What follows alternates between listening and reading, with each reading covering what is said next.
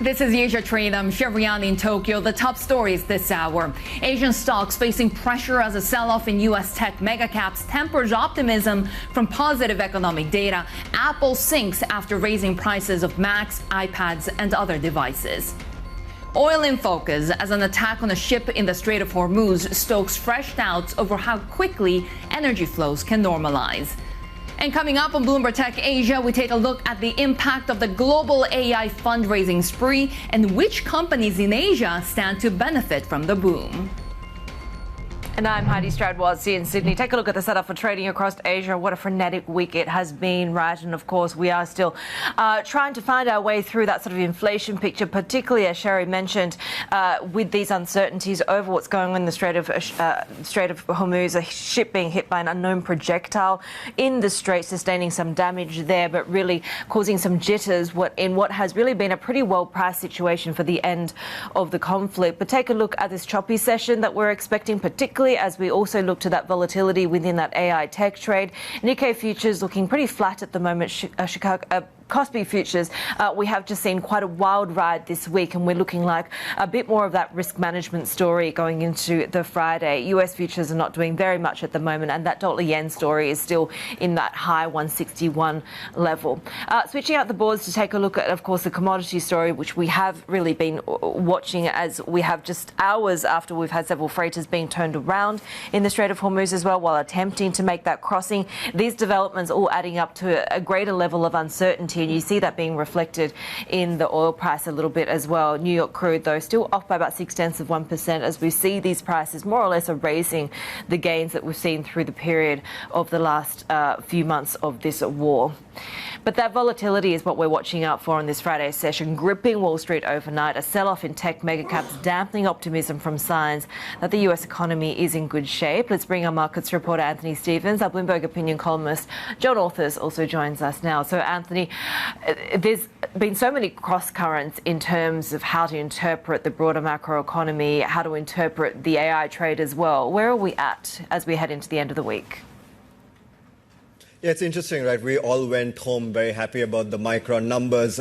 Korea was very strong, Japan was very strong, but that AI boom in the chip space had a sting in the tail when it came to the US. So you saw Apple raise prices and the stock price immediately got punished as consumers are seemingly unwilling to take this incremental price inflation in consumer electronics.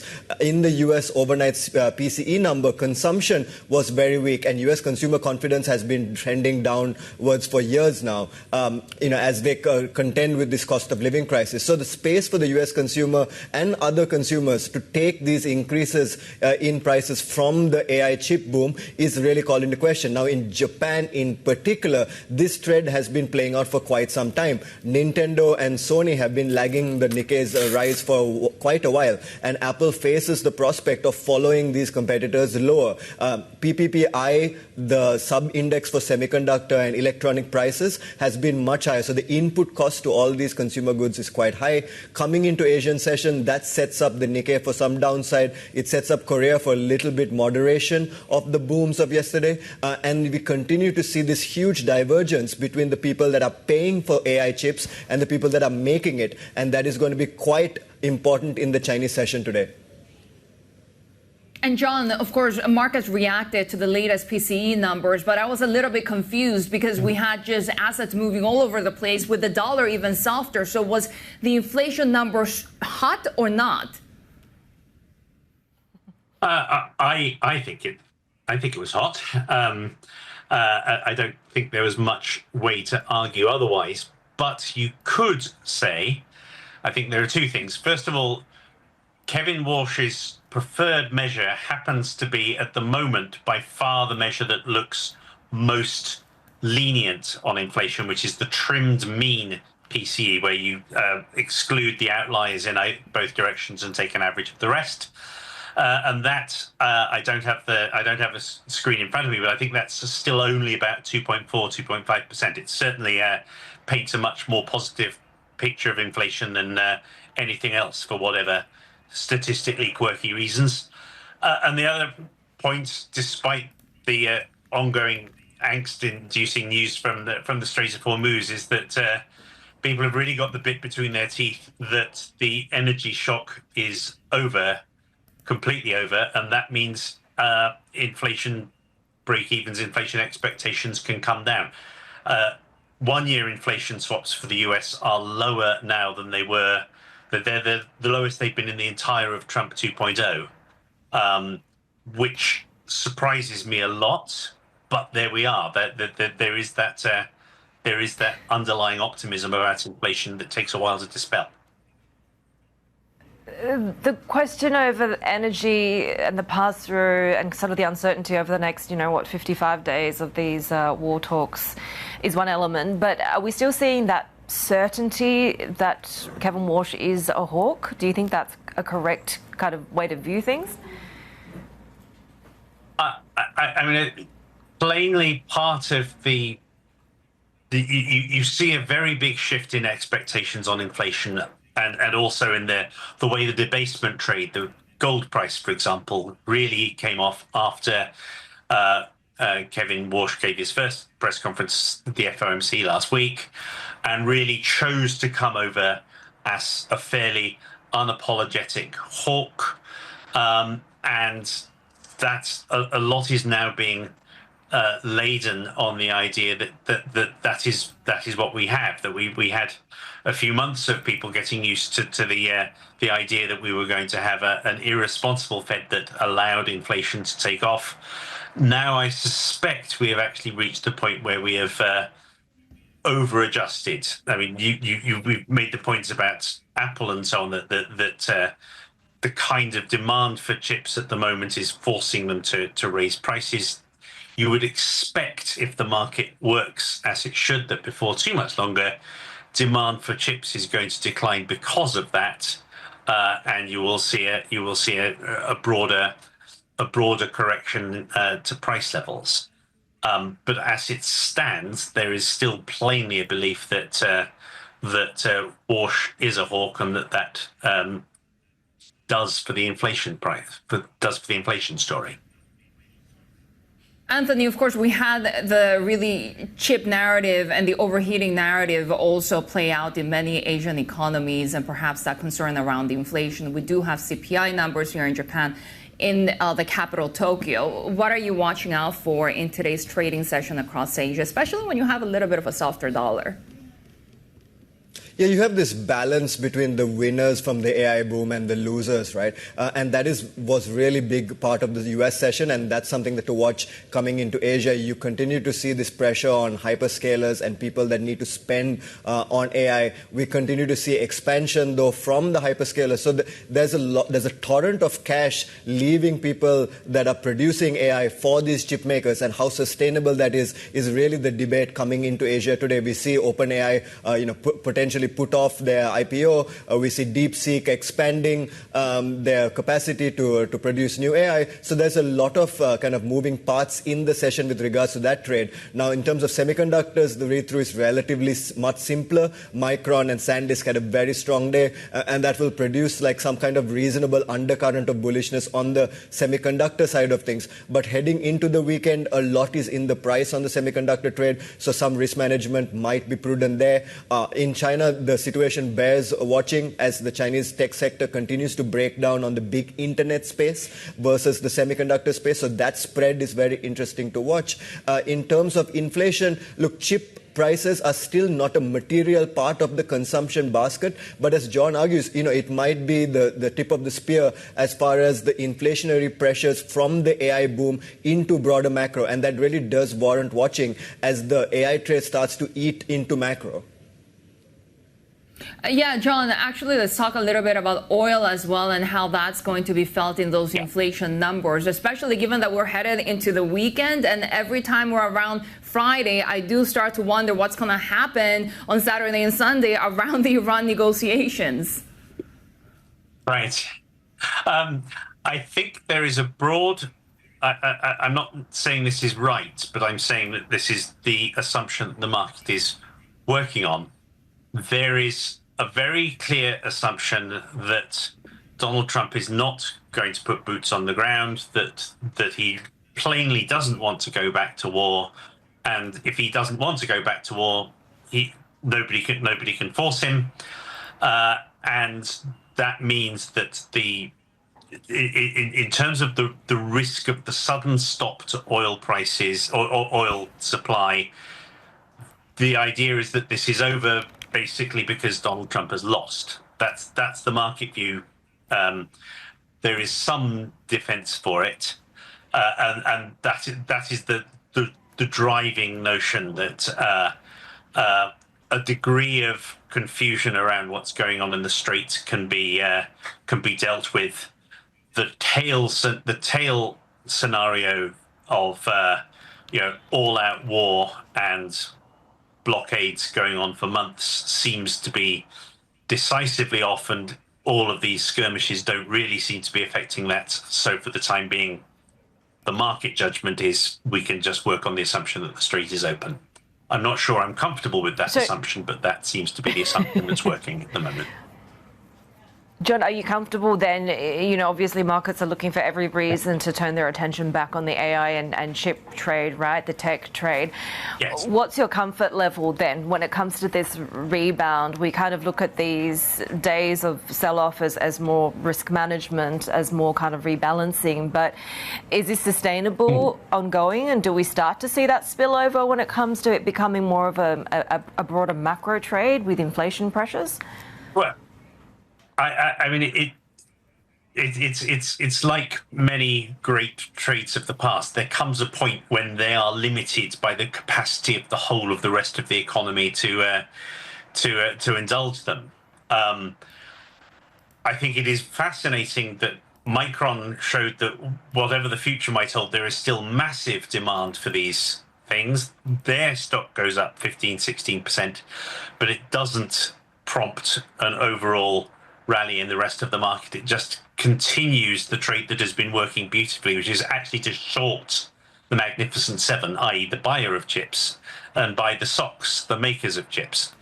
I personally think the degree of volatility we're seeing, the things that we've witnessed in South Korea in the last week, has all the hallmarks of the top, of a top that is fast approaching if it isn't already there. And that we're going to see some kind of a fairly significant correction before too much longer. I have no clue exactly when it's going to be. I've thought it might well have been yesterday, and then we got the Micron results. After the Micron results, I thought we had a few more weeks, and it looks as though that might have been wrong as well. Just looking at the degree of angst, the degree of volatility in the market, plainly something is going to give soon. That's the one thing I am confident about. Something will give soon. Bloomberg opinion columnist John Authors there with us, and our markets reporter Anthony Stevens as well. And still to come, the U.S. looking into who's responsible for an attack on a cargo ship in the Strait of Hormuz as fresh concerns rise over safe passage through the waterway. Details next. This is Bloomberg.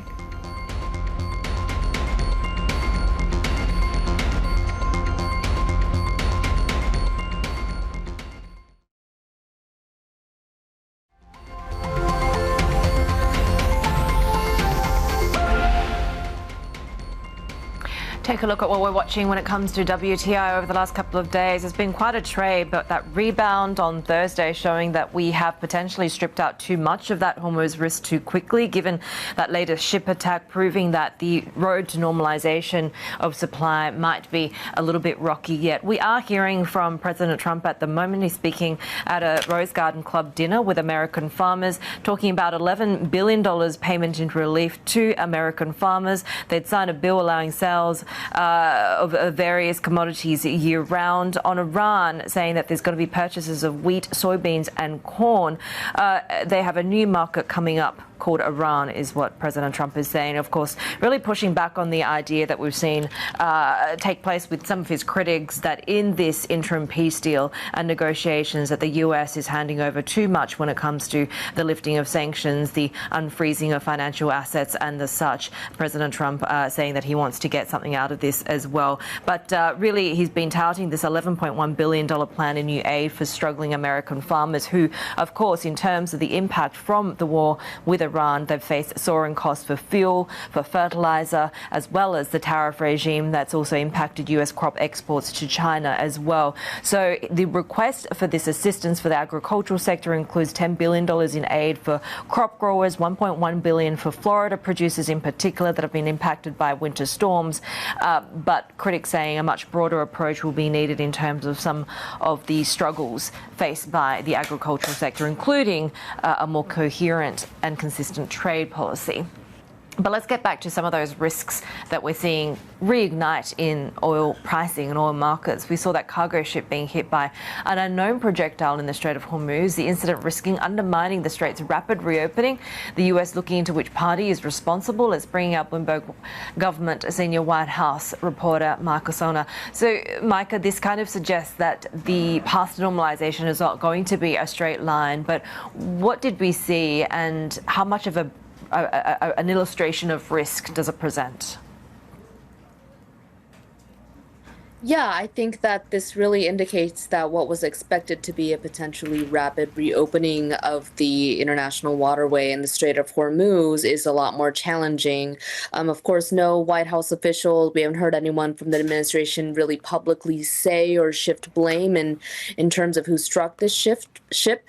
But of course, they are looking into it. I know that there are the reports attributing it to Iran, but the White House has not said anything publicly on that front. But I think it does complicate the process and also shows how fragile this agreement between the U.S. and Iran is.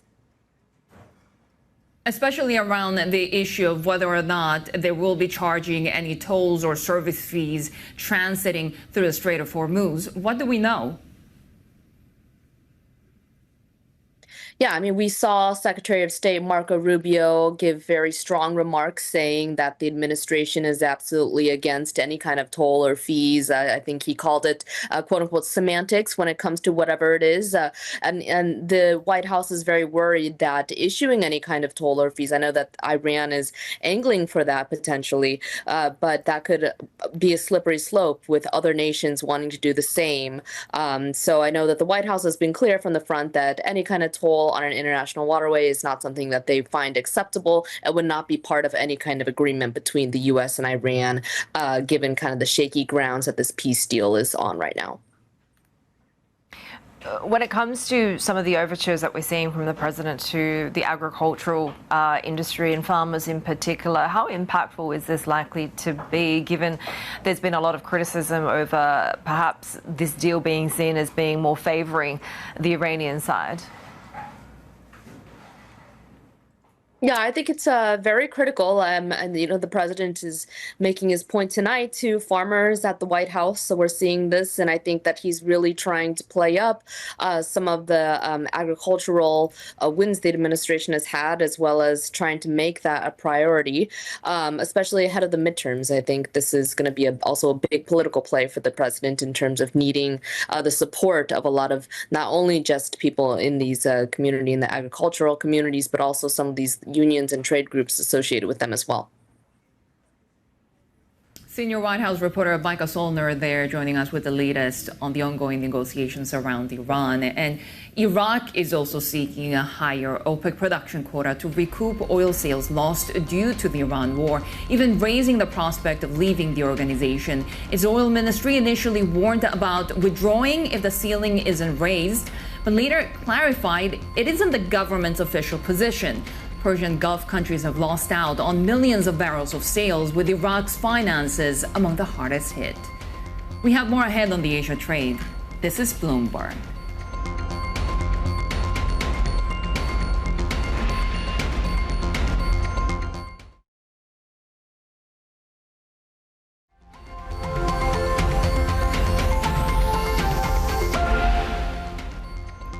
Qualcomm CEO Cristiano Amon says the current data center environment presents better opportunities for the company. Speaking to Bloomberg, he also outlined their bullish sales forecast. $5 billion in fiscal 27. It's a high confidence number that we have based on customer engagements we have right now. Most of the revenue is from custom ASIC engagement that expanded since the acquisition of AlphaWave. And you started to see in their revenue some of this innovative technology we came up for accelerators that doesn't require HBM memory is our high bandwidth compute. And as we keep executing on those customers, we're excited to see that revenue going to about $15 billion in fiscal 29. I am curious, Cristiano, when it comes to those longer term targets and the bridge between the short term, so what you have put out there for 2027, is there any sense, I know you haven't named the customers that get you over that bridge here, but is that going to fill the hole of that $5 billion based on the $1 billion that we already know is out there? Look, the $5 billion, as I said, it's, I'll give you the composition. I think what I can say right now, I think, as you'd expect, a lot of those contracts are governed by non-disclosure. We have one large hyperscaler customer in the United States, one large hyperscaler customer in China, and then we have some other engagements that we had on the data center. That is all into the $5 billion. So the $5 billion it's a very high confidence forecast to which we have the customers, the capacity, the memory allocation, and everything. As we think about the engagement we have today, and also we talk about a contract that we have with Meta, also for 2 generations of the CPU, especially as we position ourselves for the agentic CPU opportunities, that those engagements are into the $15 billion number. For Qualcomm, as a new entrant, those are great numbers, but really, when you look at the scale of what's happened on the data center, you would imagine as we execute and we show our differentiation, there could be upside, but we're just, being focused on the engagements we have today. I do have to ask, though, and investors seem pretty pleased with what they heard yesterday about you articulating this longer-term data center strategy. But I'm curious, I mean, you famously exited the data center business back in 2017, 2018, and I know there were a lot of reasons for that went beyond your operational control. But there was a lot of competition then. There's probably even more competition today. Why do you think you can get it right now compared to what it was 8 years ago? Yeah, look, the circumstances, I think, when we started on the CPU, actually, I know people talk about data centers as a general term, but we started a long time with an ARM-compatible ISA CPU very early. There was a big software barrier. This was before AI. And, at the time, I did not, the market wasn't ready for it, only until later. So it was kind of probably the right decision for Qualcomm at the time. This is a different conversation. It's a different data center right now. This is about AI. But it's a valid question, right? So I will give you the same answer that I gave when we entered the automotive business, when we entered the industrial business, and everything that we have been doing to diversify the company. Those are fast-moving markets now, changing with technology. So where we really focus is not what the data center is doing today, but what the data center is going to be doing tomorrow. The data center is now moving to agentic. That's why you see CPU companies on the rise. You see demand on the rise. The data center is being disaggregated. It's not one single GPU that does everything. You have different hardware. And we're coming out with a comprehensive portfolio. We have a CPU. We have a new memory solution that is not a memory from the memory provider. It's actually been designed by Qualcomm that doesn't require HBM. We have a different accelerator for the disaggregated compute, and we have our semiconductor scale, which is good for custom ASICs. So that's what we're doing. And if technology matters and you have fast innovation cycles, there's room for Qualcomm. Qualcomm CEO Cristiano Amon speaking with Bloomberg's Romain Bostic. More ahead on the Asia trade. This is Bloomberg.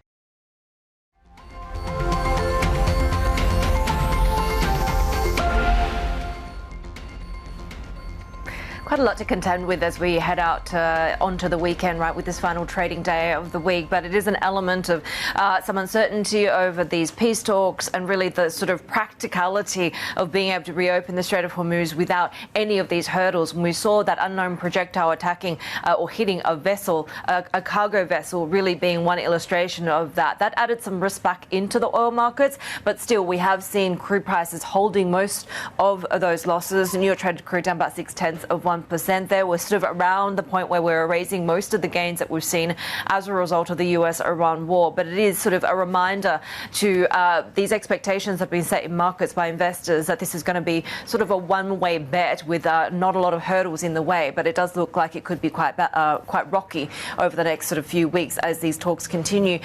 We're also watching treasuries. We saw treasuries gaining after the Fed's flavoured inflation gauge. The PCE, of course, came in cooler than expected. We're now seeing that dwindling of rate hike expectations for the next month down to about 1 in 3 from the Fed. But that question, as we've been talking about, does this still kind of solidify the vision of Kevin Walsh as a hawk going into the rest of the year? US futures up by about 0.3%. We are, Shery, watching for that tech space and AI space as well. Apple suppliers will be one to watch. We saw Apple falling after some of these price hikes on its products hit sentiment. Yeah, especially given how the AI narrative is also having an impact on inflation expectations, right? But here in Japan, we're actually getting the inflation numbers, especially for the city of Tokyo. Of course, they're an indicator of nationwide prices. When it comes to the month of June, we're seeing an acceleration for headline Tokyo CPI, year-on-year growth of 1.7%, also coming in above economists' expectations. Exclude fresh food, core CPI coming in at 1.6%, also an acceleration from the previous month. Exclude energy as well, and you get a growth of 1.9%. All of these numbers exceeding economists' expectations, also accelerating from the previous month. Of course, we have seen that weak yen now holding at around that 40-year low against the US dollar, driving import inflation. Not surprising given the rate differentials with the United States. We continue to get solid US eco data, consumer spending accelerating in May, even as prices rose at the fastest pace in more than 3 years. The data suggesting Americans are powering through the fallout from the Iran war. Joining us now is Nancy Daoud, a private wealth advisor at Ameriprise Financial. Nancy, good to have you with us. I mean, we did get hot headline inflation, core inflation, strong consumer spending, but at the same time, of course, the reaction of the markets was a little bit mixed given what Haidi alluded to. It was still cooler than expected. What was your takeaway? Yeah, I think it's very, very difficult to react so violently or one way or another when we know that the data is always lagging. So I think that once we see 1 or 2 or 3 months post all of the data that comes out, then we can have a better view of what's about to happen. But the data is just lagging. This is all because of the prior month, not now, not what's coming in the next month. And we have to remember that the stock market is more of a predictory instrument rather than a backwards instrument. And the inflation data takes time before we actually see the ultimate outcome. So let's look forward. What are your expectations for what the Fed will do? Because the New York Fed President Williams now talking about not only, of course, these inflation risks in the U.S. economy, but also the impact of the AI trade, the tariffs, the Middle East supply chain disruptions, everything that is top news right now. Yes, there's certainly no shortage of all of those variables that could really mess up the whole stock market surge that we've had. But ultimately, that's very much expected for each one of those variables that you named. We can't expect that the negotiations that are taking place are all going to happen in a day or two. These things take time, and then the effects will also take time to hit our pocketbooks, so to speak. The same thing with oil prices. We may be back to the pre-Iran war prices, but that's not really showing up at the gas stations yet. And the same thing with the inflation report, the job reports, all of those things, all of that. The data takes time before it actually hits the real pricing. So it's all very much expected. And we also just had the biggest IPO in history. So it really does, it makes you sort of expect that the NASDAQ will certainly react the way it did already. Where do you sit when it comes to opportunities within the tech and AI trade? Because it feels like today is going to be one where we see a little bit more of a pullback, but are there broader opportunities that you see beyond just the big names at the moment? Well, I think this is an incredible buying opportunity because for a good several weeks there, we saw nothing but up. And it's very, very reasonable to expect a little bit of volatility, especially with the speed of which things are going. It's all led by AI and consumer spending, but not exactly at the same pace. So that's ultimately going to cause some turbulence along the way. But if we're in it for the long term, then it's generally going to be up, the technology surge. Is there value though, or are you sort of advocating for dip buying of some of the big market darlings that have already run up quite high?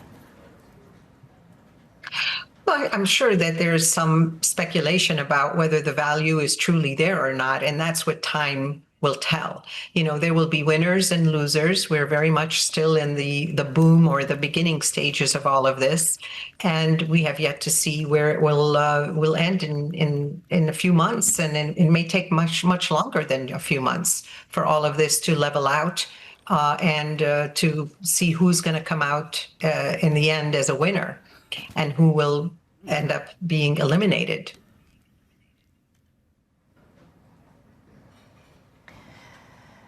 Nancy, do you think investors are underpricing the amount of geopolitical risk that still remains, given that we've still got 50 plus days of talks between the US and Iran to go, and we saw overnight exactly how quickly risk can be reintroduced when it comes to the energy market? Yes, you're probably very right about that. It is sort of an aside thing. And I think that has to do more with corporate earnings. You know, corporate earnings have been so strong. And when earnings are growing at this pace, you know, a silly war, you know, on the side is just kind of something to think about, but not necessarily react to. And I don't say that facetiously. I don't take it. I don't take it lightly, obviously, but that's what it looks like.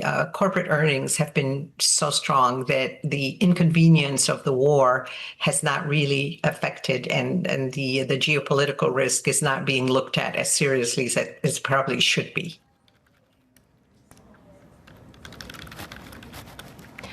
Nancy, good to have you with us. Nancy Daoud, a private wealth advisor at Ameriprise Financial. Let's take a look at some of the global headlines that we're following this hour. And the death toll is rising in Venezuela after back-to-back earthquakes struck west of the capital, Caracas. At least 188 people are confirmed dead, more than 1,500 injured. The quake also toppled buildings and damaged the country's main international airport. The government will create an initial fund of $200 million for repairs to infrastructure, hospitals and housing. Taiwan has held tabletop military drills to simulate its response to a potential maritime quarantine by China. The scenario included Beijing requiring vessels to submit to customs checks and detaining ships under the guise of law enforcement. Taiwanese authorities are preparing contingency plans to secure energy and essential supplies if sea routes are disrupted. More ahead here on the Asia Trade. This is Bloomberg.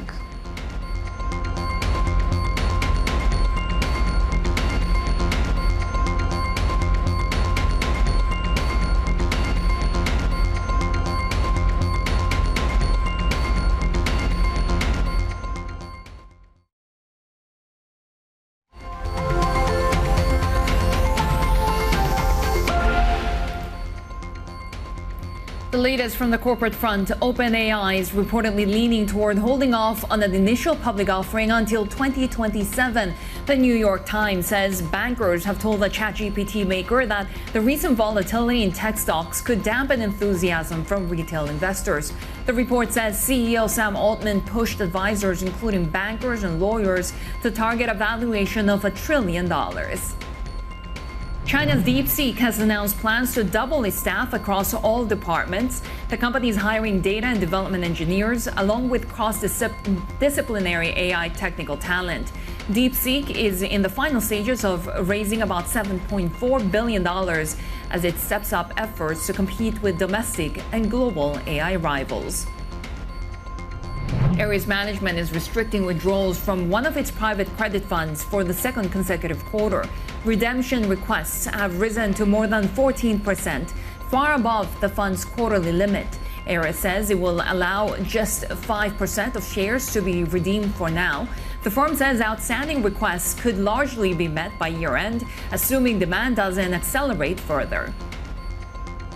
JP Morgan has named Troy Rohrbach and Doug Petno co-presidents following the departure of consumer banking chief Marianne Lake. The move positions the two men as potential successors to CEO Jamie Dimon. Rohrbach will replace Lake as head of the consumer business, while Petno will be sole chief of the commercial and investment bank. Let's get you a look at how we're setting up as we head into this Friday session for Asia. It's been a choppy week, and it looks like we'll end on that choppy note there as well. Sydney futures looking like we'll see a little bit, possibly, of a mild rebound, 0.1% higher there as we see a bit of a recovery. We've seen the Aussie dollar reversing losses for the first time in about a week there. Japan stocks, this is a picture as we see 1.3% lower trading for the Nikkei in Singapore as we continue to watch that weakness in the yen as well. Some of that risk being passed through. We did see also in the previous session the unveiling of a $2.3 trillion Japan spending plan as well. We have those Tokyo inflation numbers for investors to mull over as well. That broader tech trade will be interesting today, Shery, given that, of course, we had the reignition of the AI theme with the Micron numbers, the return of that mojo, if you will, in the previous session, but looking like we'll see some more downside factors. One of the reasons will be Apple, I think. Yeah, shares falling after it raised prices of all Macs, iPads, home devices, and the Vision Pro. The company is working to offset cost hikes caused by a shortage of memory chips and storage. Let's bring in Bloomberg Technology Executive Editor Tom Giles. Tom, and there could be more price hikes to come. That's right. That's right. So as you outlined, it's things like the iPad, it's Macs, but you know, the big question on everybody's mind is what about the iPhone?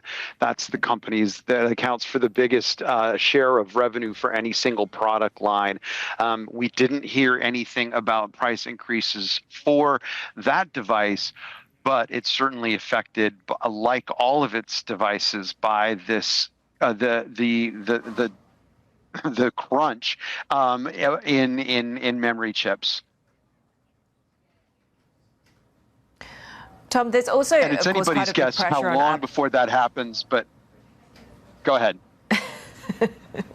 So much about what happens from here in this space is anyone's guess, right? Is there also still sort of the continued pressure in terms of expectations from Apple's own AI strategy, because that's been seen to be lagging, and I'm wondering if this is a thought that that perfection is becoming, you know, is coming at the expense of progress at this point? I mean, they're definitely putting a lot of effort into infusing AI into more of their products.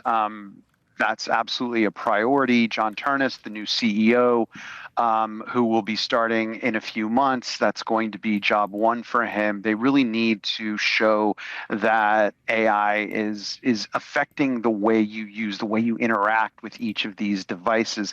They've started to roll it in, and I think you're going to see more of that. And also remember that, you know, they're making changes to the way they roll out their chips. A more powerful chip sooner, not using lower end chips. This next line is another story that Mark Gurman wrote about earlier today. And I think we're going to see, you know, you're going to see a concerted effort to get AI into your hands. Why is the overhaul of the AI chip strategy important here in the long term? Yeah, I mean, it's really about using their chip prowess. This is one of the things that distinguishes Apple from other consumer electronics makers, is that it has really taken a lot of chip development in-house, using its own expertise or hiring expertise from the outside so that they could work on proprietary chip technologies that really are tailored specifically for things like the iPhone, the Mac, and essentially make them tailored to the specific needs of the user of that device. And so I think if you see them kind of going out there, basically the story that we wrote today is about how they're kind of taking a step out of the norm, out of the usual chain of events that Apple usually adheres to when it rolls out these new chips. It'll take a new chip and it'll put it into the high end and the low end. What you're seeing in this next round is that they're going to use it on certain low end devices, but they're going to take that more advanced chip and save that for the higher end devices sooner. That's the point here. Because remember, it's hard to get when you're basically rolling out a new chip across a whole bunch of product lines. It's a pretty involved process. So why wait if you've got the new chip, the more advanced chip ready? Don't wait. Use it in your higher end, more expensive devices sooner rather than later. That's the idea here. Our Bloomberg Technology Executive Editor Tom Jaza with all that's happening over at Apple. We'll be watching those Apple suppliers in the Asian session today. More ahead here on the Asia Trade. This is Bloomberg.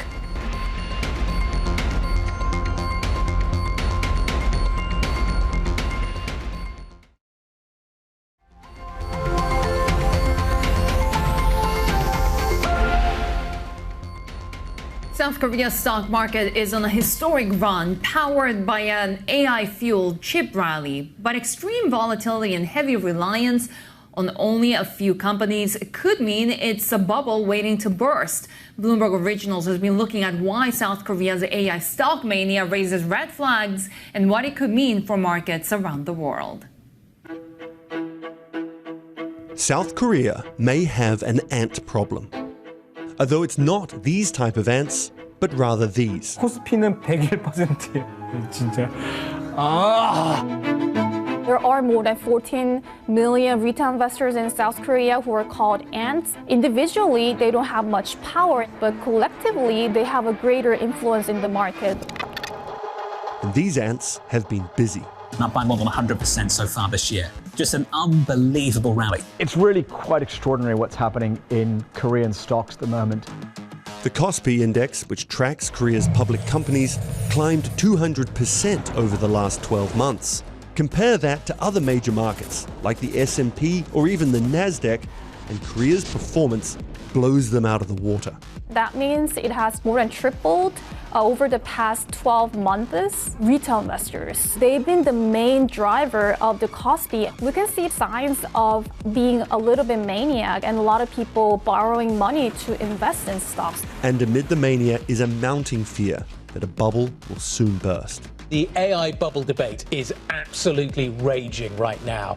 South Korea is one of the biggest beneficiaries of the global AI trade because it has two of the world's largest memory chip makers. Korean stocks are really maximizing being beneficiaries of the AI capex bubble. That's the amount of money that's pouring in around the world, but particularly in the US from the mega cap stocks into building AI data centers.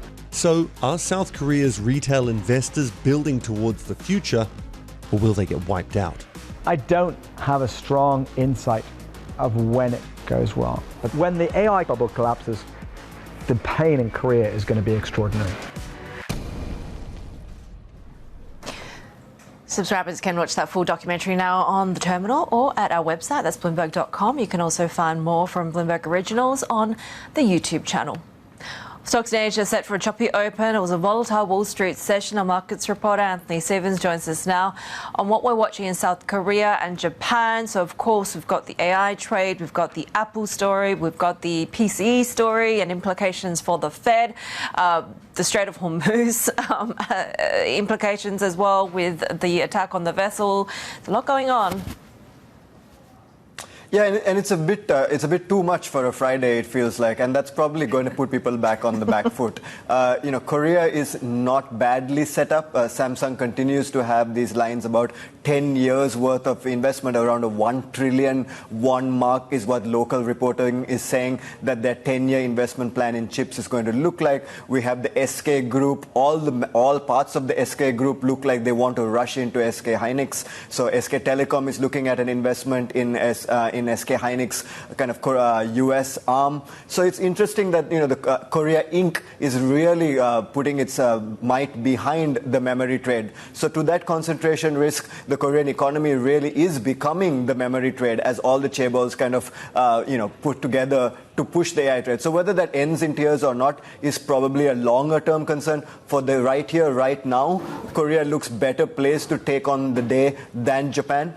Now, Japan has to deal with this consumer electronics crunch. Very big companies in Japan are exposed to the prices of chips on the downside, Nintendo and Sony being the most obvious example. But also you have the chip shortages, affecting the broad range of consumer companies in Japan. On the other hand, Japan obviously does have the semiconductor equipment space, and that space has been doing really well. So you have that cross current in Japan, but on the balance, it seems like it's going to take a leg lower to start from the futures. An important name to watch in Japan will be SoftBank. Reports that OpenAI is looking to push their IPO a bit later. That's on the New York Times. That could weigh on SoftBank. Obviously, SoftBank wants to monetize some of these pre-IPO investments it's made in the AI space. So that'll be interesting to watch. Just quickly, we're also watching the currency side of things because we've talked about Korea. Still, the currency pretty weak. And of course, we don't even have to talk about the yen at this point. Yeah, that was a very interesting reaction function from the US PCE, right? It came out right in line, a little bit softer than, the wildest predictions of inflation. So you'd have expected the dollar rally to kind of sharply end. And it did end against the gold, euro, and these kind of things. But Asian FX in particular continues to struggle. And one of the reasons that you touched on the won is that foreign investors continue to take money off the table in Korea. You're at around $84 billion year to date on foreign selling. So that is a constant grind on the Korean currency. Also, oil on an absolute level is quite high still. We keep talking about it coming back down to the 70 handle. 70 handle is still very high for the yen and the won. Anthony Stevens, our Bloomberg Markets reporter, really giving us a bigger context as we head towards the market opens. And of course, in the next hour, we also have this month's edition of Bloomberg Tech Asia, taking a closer look at the global AI fundraising spree and which companies in Asia stand to benefit. This is Bloomberg.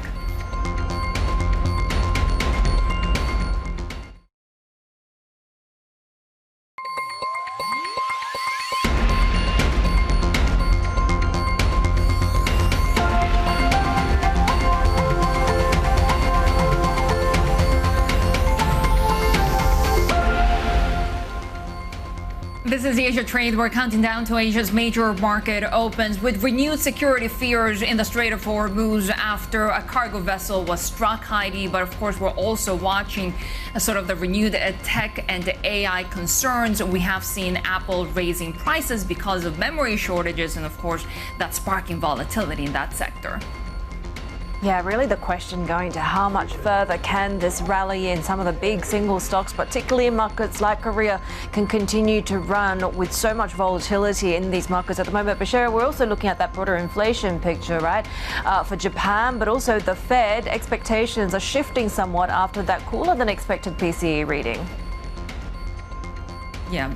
Cooler than expected, but still elevated. So we are hearing different sides of this narrative, where you're seeing perhaps Bloomberg Economics saying that hot PCE, hot core numbers, not to mention strong spending, could actually lead to a more hawkish Fed. But of course, that will have big implications for the Japanese market, especially around rate differentials at a time when we do have the Japanese yen very close to that 161.95 level, which is the weakest level against the US dollar since 1990. 1586. So we continue to watch that threshold. The Nikkei losing ground 0.9%. Of course, we do have a lot of consumer names, consumer tech names here in Japan that could be affected by those memory shortages and lead to more price gains. Do keep an eye on JGBs as well. We had a weaker than expected 20-year auction this week, not to mention a weak 5-year auction as well, which is, of course, leading to concerns about the fiscal picture in Japan and rising yields to multi-decade highs. Take a look at how South Korea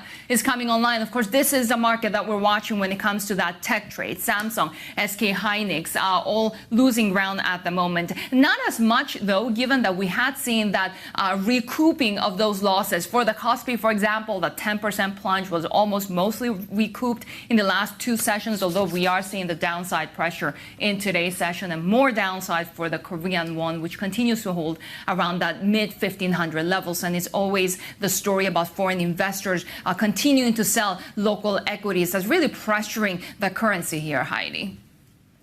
Yeah, take a look at what we're watching. And, you mentioned some of that.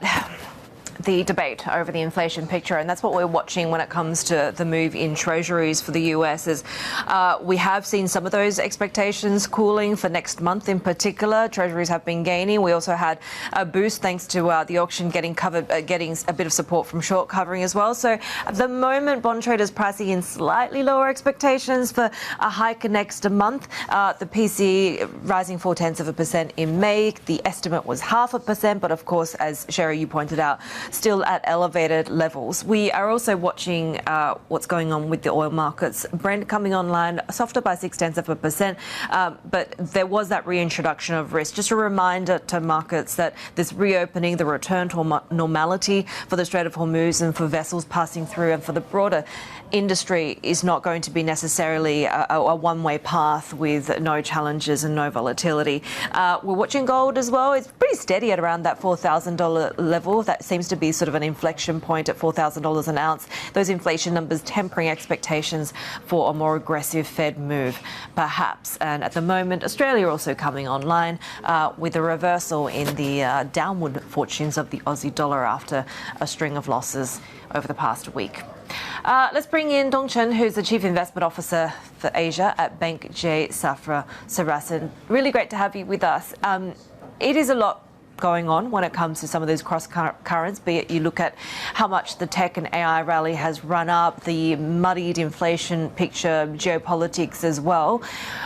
What's your feel when it comes to risk appetite at the moment, and where do you see the opportunities versus the more expensive parts of this rally? Well, I think at this point, the market rally is really, really narrow, actually, compared to a few months ago. Probably you may argue that it's getting even narrower. And on top of that, of course, we have, inflation, and we also have a new Fed chair. So there are a lot of moving parts.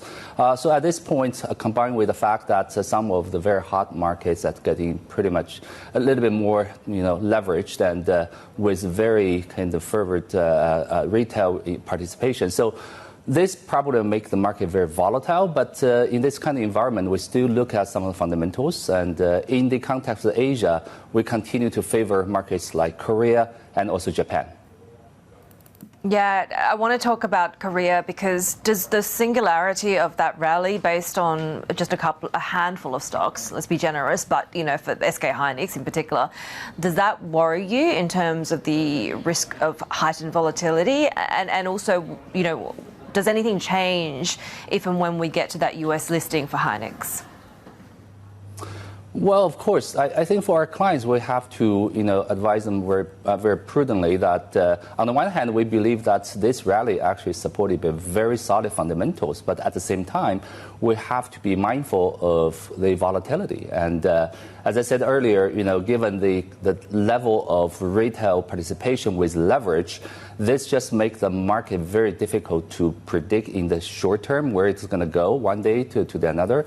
But we have to go back to fundamentals. And this is one thing. And I think the recent report from Micron just sent some positive picture in this space, meaning that the shortage of memory probably will continue to be here to stay for a while.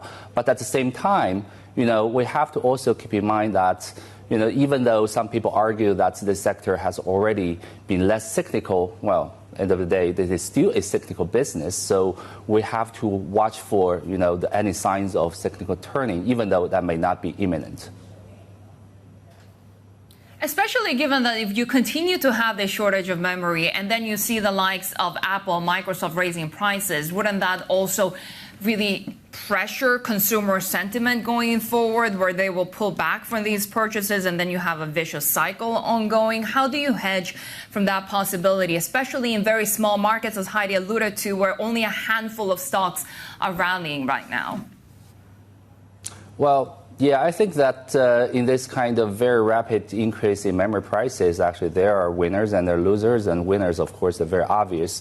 But increasingly, I think this is going to put pressure on, many other players in the market. Earlier, we're already seeing that some of these, household appliance manufacturers, including cell phone manufacturers, actually decrease their order and so on. And now you see Apple actually have to hike in their price. So we're definitely going to probably continue to see this divergence in performance even within this broad tech sector.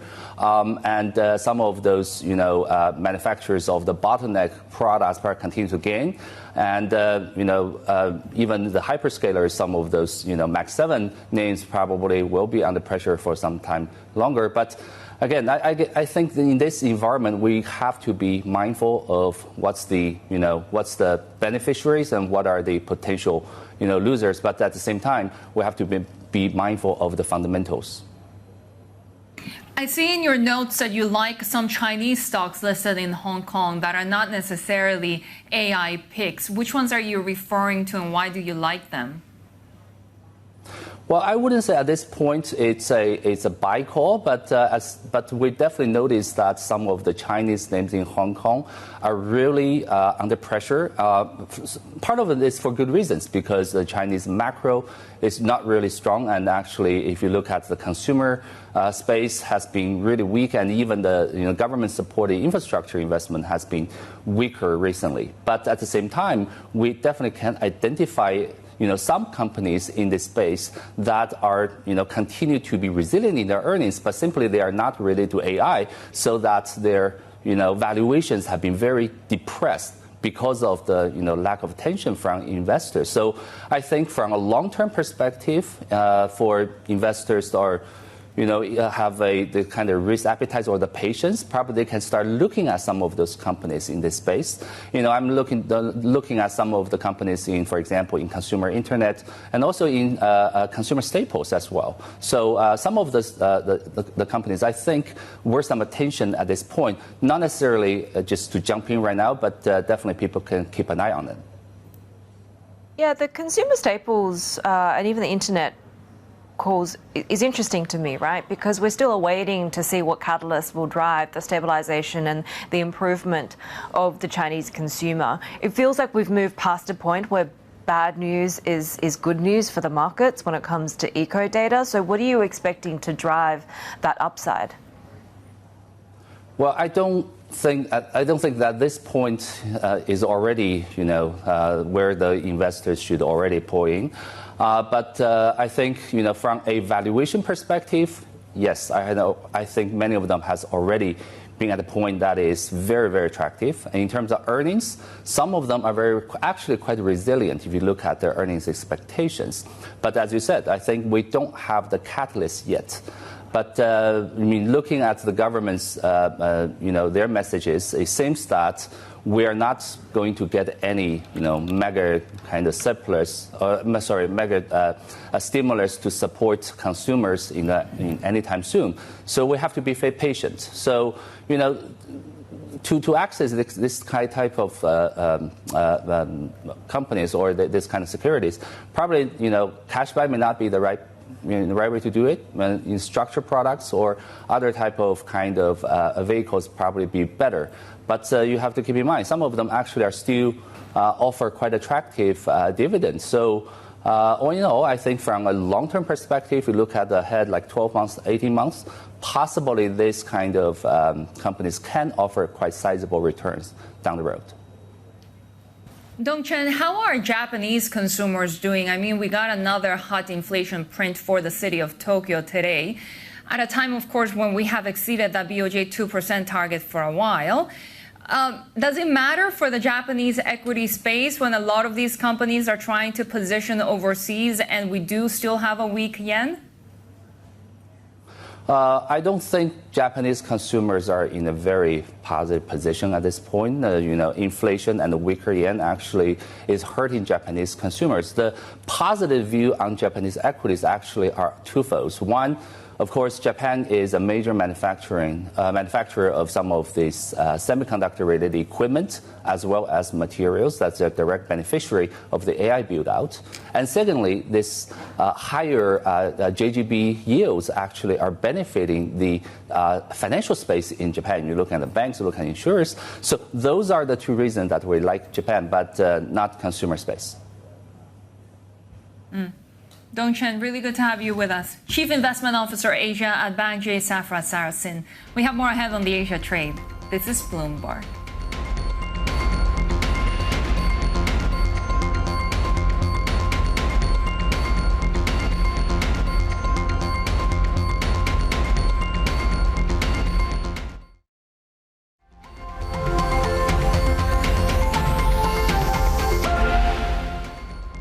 They want to make a deal with us very badly, and we probably will. I think we will, but the Strait is open. Yesterday, they took out 19 million barrels of oil. That's the most in the history of the Strait. President Trump there speaking about the state of the war and these US-Iran peace talks in the previous hour. And of course, as the president mentioned, the Strait is open, but not without risks that were made apparent to investors and to onlookers overnight as we saw the striking of a ship going through the passage of Hormuz, being hit by an unknown projectile, sustaining damage to the bridge, according to reports. Just a reminder that the rapid reopening of the Strait of Hormuz may not be such an easy feat with no volatility. Brent crude, though, managing over the last 2 days to put on just about 1.5% as we continue to see those prices hovering close to back to where we were before the start of the war. Let's bring our oil reporter Nicholas Wah for more. So this is kind of a reminder, even if it is an insulated attack on one vessel or an accident, we're still sort of trying to work out what the details are. I think markets had essentially priced in that this would be smooth sailing, for want of a better term, going forward. Not as smooth sailing as we had hoped for, Heidi. As you rightly pointed out, the attack on that ship in the Strait of Hormuz has put many people on edge. I think that's why we saw oil prices spike up overnight, as you said, for the first time in over 5 days. I think the mood, as you rightly put, coming into this before the strike was one of jubilation. People are expecting the deal to be basically done. Trump continues to peddle that rhetoric. But I think the uncertainty here shows that traffic through the Strait still remains something that may be fraught with risk. And I think that's very clear here, right? We've heard that US officials are saying that they're trying to figure out if this attack was something that was mooted by the IRGC or perhaps lower level entities associated with Iran who didn't actually sort of like answer some higher military calling in this attack. So again, there's a lot that's uncertain on the ground, but all this says is that even as those ships continue to come out, that doesn't mean that new ships will be willing to enter and take the risk of then picking up cargo. So even as we see a bumper crop of oil right now, there's no guarantee that will keep going. The tensions in the meantime continue to build between OPEC and Iraq when it comes to how much the group is pumping. Could we see a potential departure, and what would the implications be for broader oil markets? I think the fear right now, Heidi, is that there would be the possibility of something approaching a price war. I mean, this whole specter of Iraq leaving OPEC potentially leaves the group without its second largest oil producer. And this is at a time when already the UAE has already departed, right? So that's definitely hanging on everyone's minds. The UAE departure took OPEC's capacity down something like 14%.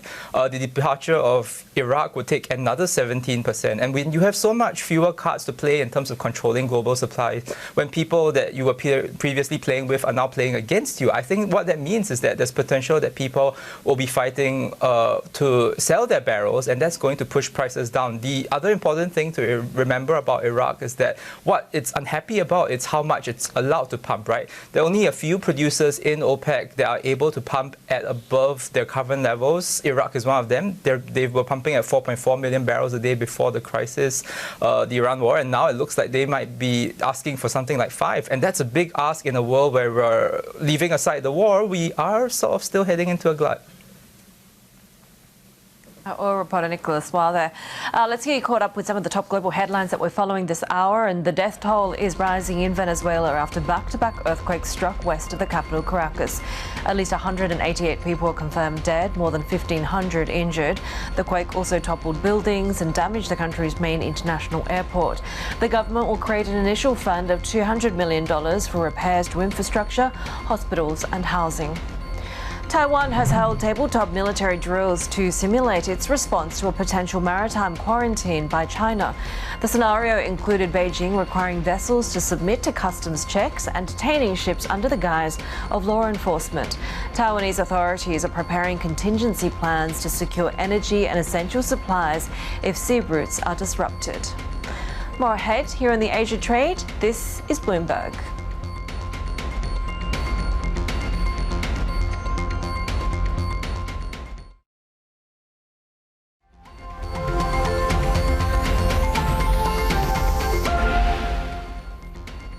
Take a look at how Japanese assets are trading early in the session. We're seeing the Japanese yen holding very close to that 40-year low against the U.S. dollar. 161.95 is the level to watch. As we're seeing broad downside across markets in the Nikkei and the topics as well, we are seeing the likes of energy sectors leading the declines on the Nikkei today, down more than 2%.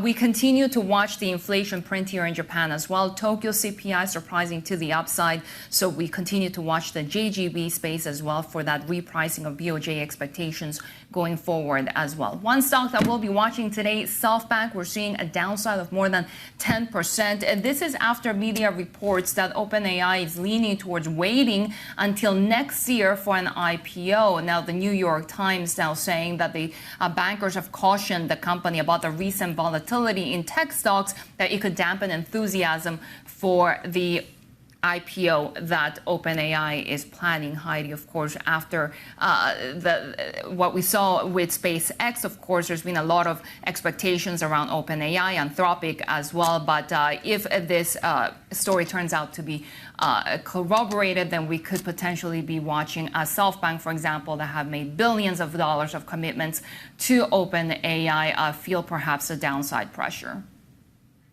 Yeah, it's interesting because at one point, as we were contending with all of the fundraising, SpaceX, of course, looking like a very busy 2026, but maybe this will get spaced out a little bit more, right? In the meantime, Chinese mobile and consumer electronics brands are showcasing their latest innovations at the Mobile World Congress in Shanghai. Our Chief North Asia correspondent, Stephen Engel, tells us how companies are banking on the so-called Chinamaxxing trend to lure younger consumers. Chinese homegrown, AI-infused electronics brands are ready to fight for global dominance. China's mobile ecosystem is already much more about intelligent mobility across many interconnected product lines. Everything from feature-rich foldables to super-fast supercomputers on wheels. No lag, boom, it goes.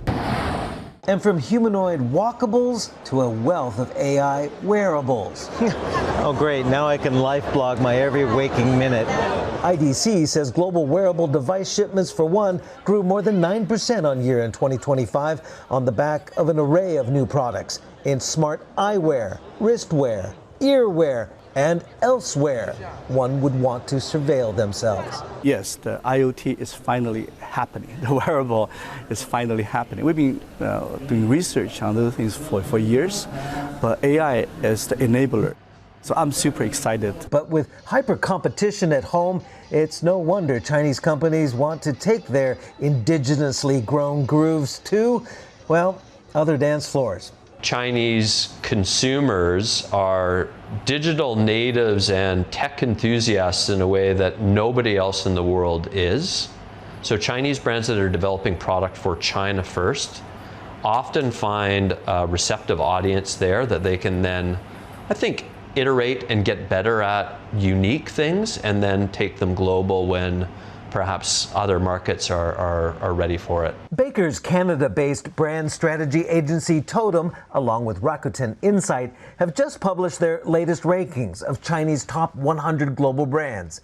7 of the top 8 Chinese brand names listed here, with the best brand equity abroad, are in consumer electronics. The report found that Gen Zers abroad tend to be more accepting of all things Chinese, including Chinese culture and Chinese consumer electronics, than, say, older generations or older age groups. It's a phenomenon that some have coined Chinamaxxing. Young kids, they look at the product, they look at quality, they look at how well they serve their needs instead of where it just comes from. The manufacturing, tech, and innovation is happening in China, and now they're starting to get their kind of marketing chops. Totem says it may be in these Chinese brands' best interest to actually raise prices abroad, not only to help dispel negative connotations of cheapness, but also ward off price wars at home and protectionist sentiments abroad. Regardless, the gloves are off, and Chinese brands are gunning to come out on top. Stephen Engel, Bloomberg News, Shanghai. The top corporate stories that we're tracking this hour, and China's DeepSeek has announced plans to double its staff across all departments. The company is hiring data and development engineers along with cross-disciplinary AI technical talent. DeepSeek is in the final stages of raising about $7.4 billion as it steps up efforts to compete with domestic and global AI rivals. Ares Management is restricting withdrawals from one of its private credit funds for the second consecutive quarter. Redemption requests have risen to more than 14%. That's far above the fund's quarterly limit. Ares says it will allow just 5% of shares to be redeemed for now. The firm says outstanding requests could largely be met by year-end, assuming demand doesn't accelerate further. JP Morgan has named Troy Rohrbach and Doug Petner as co-presidents following the departure of the consumer banking chief, Marianne Lake. The move positions the two men as potential successors to CEO Jamie Dimon. Rohrbach will replace Lake as head of the consumer business, while Petner will be sole chief of the commercial and investment bank. Shery. Heidi, take a look at how Korean assets are trading early in the Asia session. We are seeing downside on the Kospi of more than 3%. Of course, we have seen a lot of volatility in the South Korea market this week, a plunge of about 10% on Tuesday. We recouped most of those losses the following couple of days, but right now we're seeing the downside pressure, especially coming from the overnight session. We had Apple sinking after they announced that they had raised prices for some of their devices. We have a lot of consumer tech in South Korea, especially with Apple suppliers as well. The Korean won continues to weaken. We're talking about those mid-1500 levels. Still ahead on the Asia trade, this month's edition of Bloomberg Tech, Asia taking a closer look at the global AI fundraising spree and which companies in Asia stand to benefit from the boom. We hear from State Street Investment Management's Ning Hui Liu on where capital is flowing next. This is Bloomberg.